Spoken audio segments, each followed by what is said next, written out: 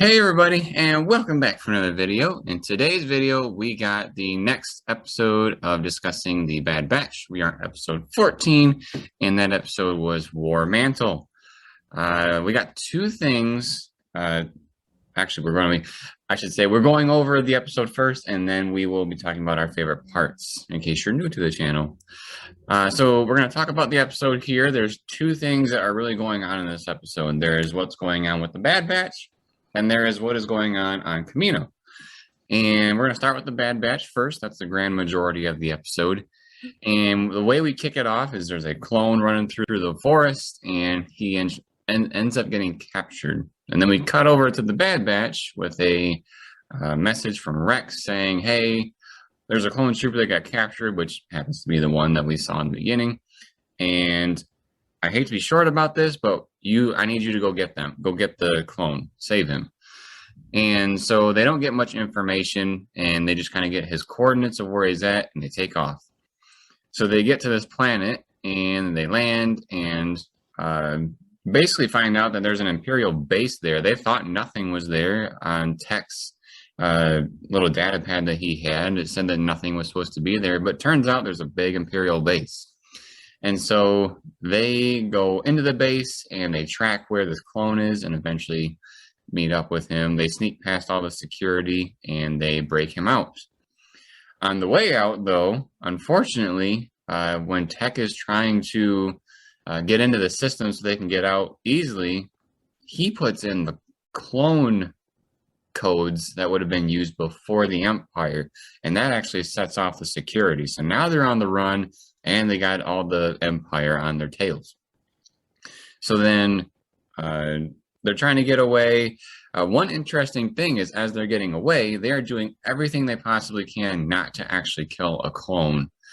They're using stun guns, they're using smoke grenades, anything that they can just get away from the situation and have this clone with them. While they're trying to get out of there, because the three that went in were Tech, Hunter, and Echo. On the ship, we had Omega and Wrecker. They were both playing some games at one point, just kind of killing time. Wrecker is sitting in a chair, and Omega at one point says, aren't we supposed to be doing something? And he says, well, I'm charging me so I can charge in later. So kind of a funny comical thing going on there. But the Bad Batch finally are able to contact Wrecker and Omega and say, hey, we're ready for pickup, and we're going to be at this place. They had to escape through an exhaust port, which is kind of an interesting callback, I think, to A New Hope, because the thing that they blew up the Death Star was an exhaust vent.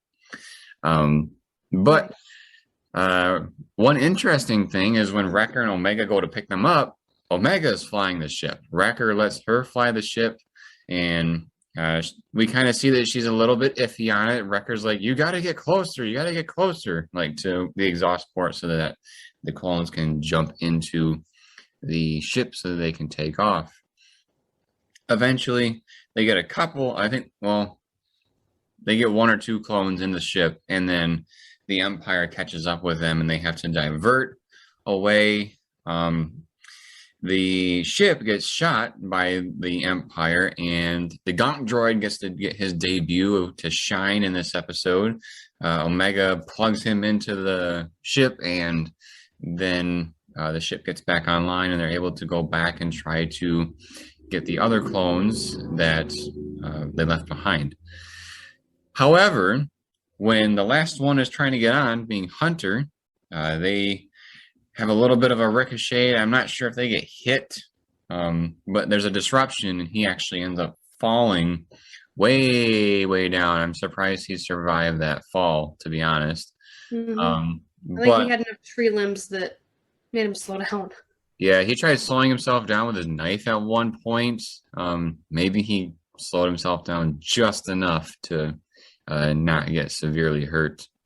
Seems like a bit of a stretch, but we'll roll with it. Yeah, it's Star Wars. We're just going to roll with it. So Omega and the other clones hyperspace out of there and get out of trouble.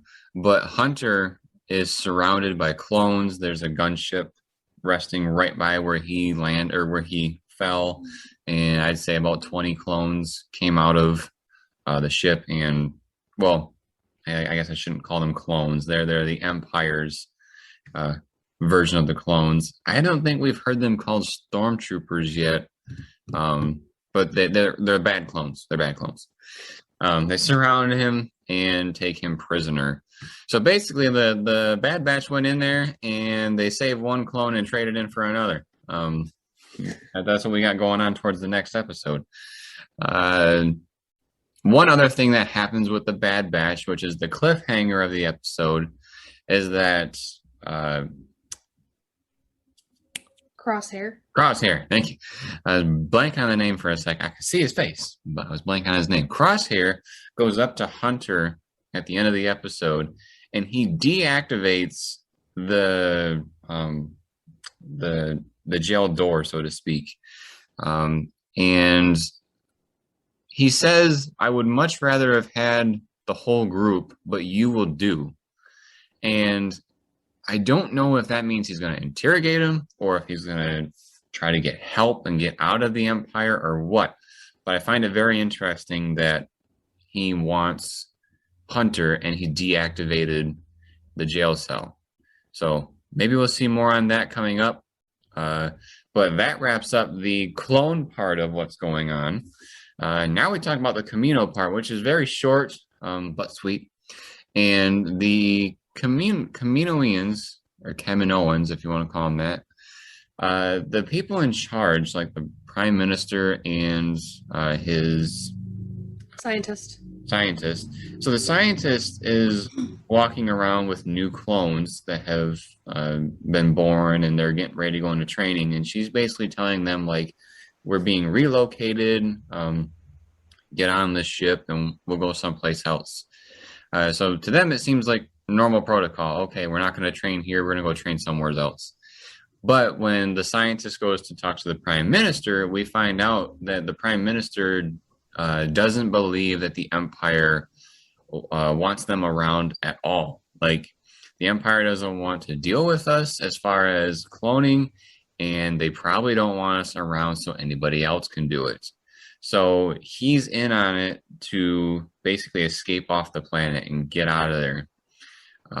But we find out later on in the episode that the Empire... Mind you, he told her to get her things ready to leave. So it's his idea right now. Yes, he's on board with the fact that they're leaving. Which is interesting because later on in the episode, the Empire snuffs out what's going on, and the Empire has the scientist and comes up to the Prime Minister and says, "Hey, this person's trying to leave, and we know that, we don't want that to happen. We thought we were on the same terms and whatnot." And the Prime Minister plays it like he had nothing to do with it. And what's also interesting, because Sarah and I are not sure what's implied from this next thing that I'm about to tell you, but the Imperial officer says, "We need scientists, but we don't need a politician." And so the Empire, the officer, takes the scientist away, and two of the troopers go in with the Prime Minister, and the door shuts. And we're not sure if that implies that they killed the Prime Minister because of the way the officer was talking, or if that means he's being taken prisoner. We didn't hear any blaster bolts or anything like that, but my assumption is that he was killed. Hopefully we'll get that cleared up in the next episode or two as well, because it's kind of like Rogue One, where they introduce these characters while they're not in the other films. How do we take care of them? Could be the same thing here. They're not in the other movies. Maybe this is how we take care of them. So I think that about wraps up the episode, so to speak, because that's all we got out of the Kaminoans. Anything else that I missed, Sarah? No, I think that wraps it up nice. There's some little cosmetic tidbits that we get that's not necessarily hugely story related, and a couple of those are if you've seen Republic, or if you've played Republic Commando, the video game, or if you've played Star Wars Battlefront 2, you would notice that the armor of those type of troopers are starting to come out. The blue visor for the helmet is a thing. Most of them were in the white uniform, which is more seen in Battlefront 2, but there was at least one that we saw that was in yellow, and that would allude to the Republic Commando side of things. But those are the only little cosmetic things that we really picked up as far as upgrading the clone armor. So we're going to move on to our favorite parts. Sarah, what is your favorite part from this episode? All right. Well, I'm a big Wrecker fan, so you kind of called it when you guessed my favorite part earlier. But in the beginning, when they're trying to figure out whether they should follow Rex's orders to save this clone that they've never heard of, I don't remember if it was Tech or Echo. One of them said something along the lines of like, well, we're already on a mission for Sid. We can't really leave this mission because otherwise we won't get paid.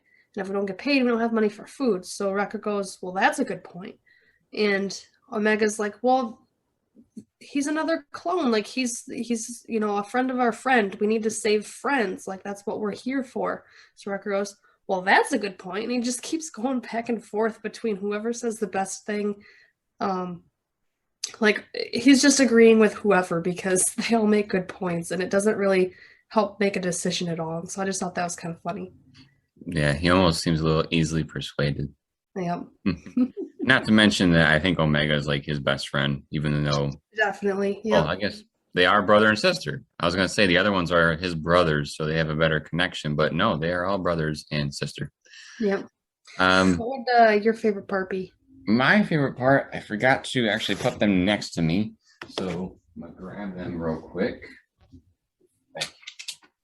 So, when I was watching the episode, I think Sarah agrees that I watch it with a different lens than she does because Definitely. I'm a little bit of a nerd. But so when Omega and Wrecker are on the ship, and I mentioned earlier they were playing a game, I was trying to just see what game it was because there's a handful of different games in the Star Wars universe, and maybe there's a new one that they're trying to introduce. And based on what they were doing, it looked like they were playing dominoes. And the shape of the objects were hexagonal. And to me, that clicked because a couple years back, Walmart started selling these, they're called Galactic Connections. So here's what the actual pack looks like. And then here's what some of the pieces look like. Obviously, the ones on the show didn't have characters like Darth Maul and Anakin, but that's probably the better one to show. The numbers on the sides is what's important, like the 1, the 3, 4, and the 5. And my guess, because you end up like connecting them side by side like they were in the show, my guess is they were playing a form of this game, and I think that's a pretty cool connection to kind of plug into there if that's what their intent was. If it's not, I would really like to know what that game was, but I'm pretty convinced that that's what that was. So that was my favorite part, is just maybe another small little connection that they're making to other Star Wars products or things that happen in the universe that you just wouldn't really notice unless you really knew what these things were. I didn't know what these things were until this year, because if you look on our channel, we unboxed a Star Wars mystery box in the past, and that's where these came from. That's how I learned about them. Very cool.